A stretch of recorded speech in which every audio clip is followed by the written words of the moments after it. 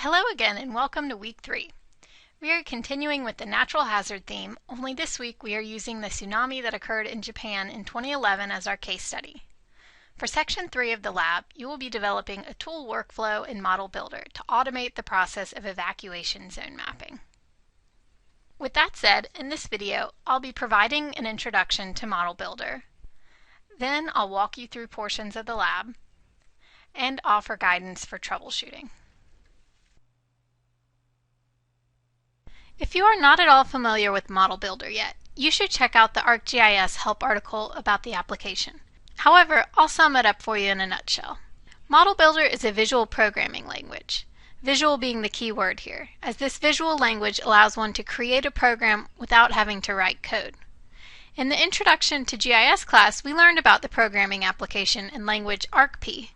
We also learned a benefit with programming is that we can combine several tools and functions into one workflow process. However, you might also remember programming can be a bit tedious and challenging for non-programmers and beginners. With ModelBuilder, we are essentially doing the same thing, except instead of writing code, we are just bringing in existing tools to create a multi-process workflow.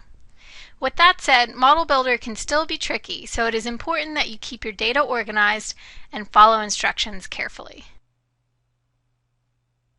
Before we start building a model, let's go over our model outline.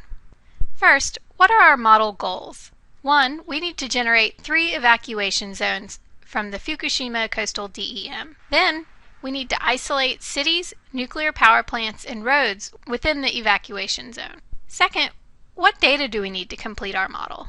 We need the Fukushima coastal DEM that you generate in part 1 of the run-up lab, as well as Japan cities, nuclear power plants, and roads. Third, prior to constructing a model, you need to have a good idea of what your workflow is going to be. In other words, what tools are you planning on using and in what order will they be placed? For this exercise, the game plan is as follows. 1. We need to isolate the evacuation zones from the Fukushima coastal DEM. We'll do that with a numerical expression using the con or conditional tool. Then we'll need to convert these evacuation zone rasters to polygons. Next, we'll want to combine these polygons to one target data set. And lastly, we will perform an intersect of the roads, nuclear power plants, and cities within the evacuation zones. So let's get started. I have ArcCatalog open and we'll begin this demonstration at part 2 of the lab, step 1. You can see I've already created a new file GeoDatabase in my Tsunami folder called Runup GeoDatabase and have imported the Fuku Coastal DEM, Japan cities, roads, and nuclear power plants.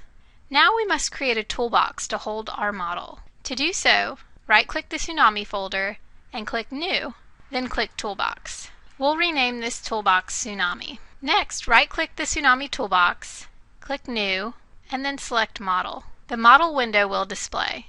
We need to rename this model. So from the Model main menu, select Model Properties. In the name field, I'll type Tsunami Runup with no spaces, and then again in the label but with a space.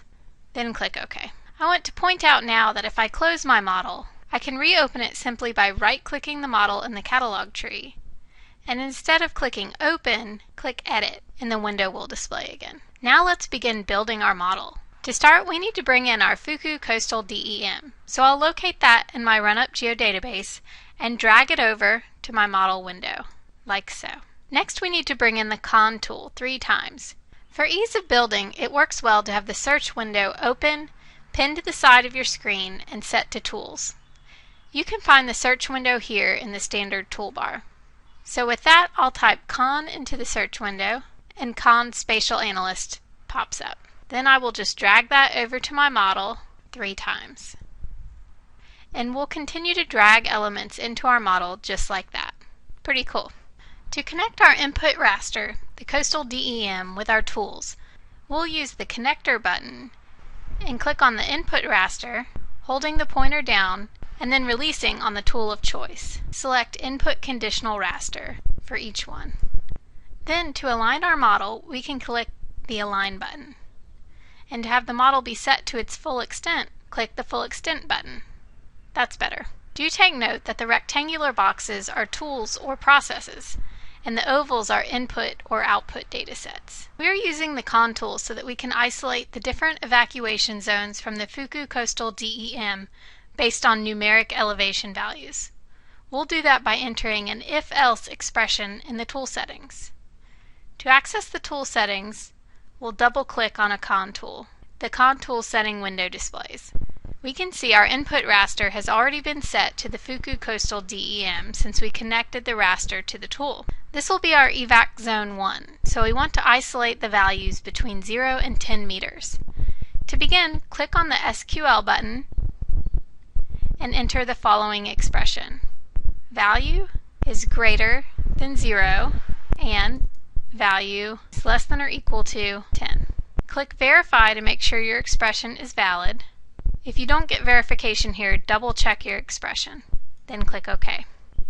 Type 1 into the next field and then have the output being saved to your run-up GeoDatabase as elevation 0 to 10. Click OK.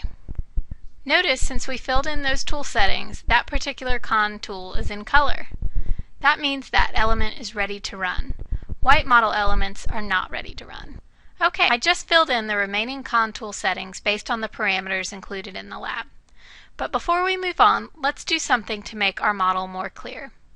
We can rename these tools so that the model is easier to understand. To do so, right-click a tool and click Rename. I'll name this Evac Zone 1 Con. However, do make sure your labels match the right tool. Okay, so we have one process down, the isolation of the evacuation zones. So let's verify our model to make sure it's sound. Do so by clicking the Verify button that's represented with a check mark. We didn't get an error message in return, so we're good to go. Now I'll save my model and I will give this model a run to double check that it works, and the model begins to run. Have your GeoDatabase in expanded view so you can watch the model generate the different zones. Alright, we had a successful run. Now let's move on to the next steps. But keep in mind, as your model grows, it gets more complicated and leaves more room for error. If you find that after you have built your model that it does not function, I suggest starting over, and as you build each component, go ahead and run it like we just did to make sure it functions. This may seem tedious, but as you are just beginning with ModelBuilder, this should help you double check everything until you get the hang of it. For the next process, I've added the Raster to Polygon conversion tool 3 times and have connected the raster evacuation zones as the input rasters. I adjusted the settings inside the Raster to Polygon tool so that my output is evac zone 1, evac zone 2, etc. Do notice that since we ran the model, the elements that have previously run have a shadow around them. Now if we were just to click Run again, we would get an error message. So you must first click Verify to remove these shadows and check the model. Then click Run. The next tool we are bringing in is the Append tool found in Data Management.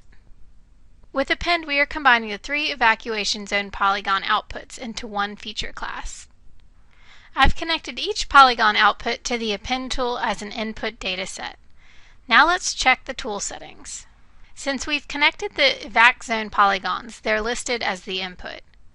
But do notice we'll need a target data set, i.e. an empty feature class. So we'll have to add another tool in before we can finish these settings. Locate the Create Feature Class tool and drag into the model. Then double-click to access the tool settings. We want this feature class to be within our run-up GeoDatabase. I've also given the feature class the name Evac Zones. The geometry type is set to Polygon, and I have the coordinate system set to UTM Zone 54 North, like the rest of our Japan feature data. Click OK, and our tool comes into color. Now going back to the Append tool, I can set my target data set by finding evac zones in the list here. Next, and this is very important, you need to change the schema type to No Test.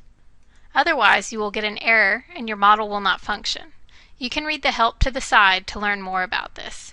Then click OK.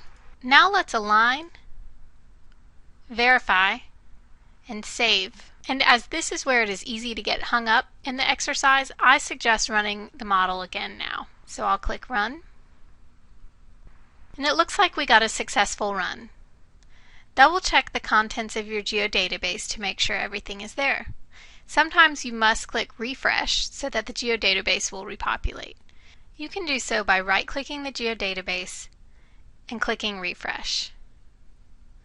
Alright, we have our 3 raster elevation zones, followed by our 3 evac zone features, and our 1 combined evac zone feature. Nice work. Now on to the final stage. We want to isolate the cities, nuclear power plants, and roads that are found within the evacuation zones. We'll do this by performing an intersect of each of those features and our evac zone feature. I've added the 3 intersect tools to our model and have connected our combined evac zones, the append output, to the 3 tools as input features. Now let's adjust the settings to do an intersect of roads and the evac zone. For input features, I'll click on the Browse button and select Road from my Run-Up GeoDatabase. We can see evac zones is already listed since we connected it to the tool as an input feature. I'm going to change my output to Roads Intersect within my Run-Up GeoDatabase, then click OK. I filled in the intersect settings for power plants in Japan cities according to the lab instructions. Our model is now complete, so let's verify to double check the model and to remove the shadows. I will also save it now, and then I'll click Run and watch the magic happen. Alright, success! Double check your GeoDatabase to make sure it has all the needed outputs, including 3 evacuation zone features, 1 evac zone appended feature, and then the intersect features for roads, power plants, and cities. I do want to point out that oftentimes when models are used, the only output needed is the final output. In this case, that would be the intersect features. The other outputs created that are fed into the preceding tools are called intermediate data. We just ran our model from within ModelBuilder, so our intermediate data was preserved. However, if we were to close ModelBuilder and run the tool from the toolbox, you can do that by right-clicking the model, select Open, and then select OK. All the intermediate data would be deleted. So in this case, you would not want to do that, as you need the intermediate data to produce your map. For troubleshooting, first I suggest checking the tool settings in the problem areas of the model. When you verify or have a failed run, the results window should tell you where the problem is located. Also, as I mentioned earlier, if you're having trouble with your entire model running, I suggest building the model tool by tool. After you assemble each tool and components, verify, save, and run your model.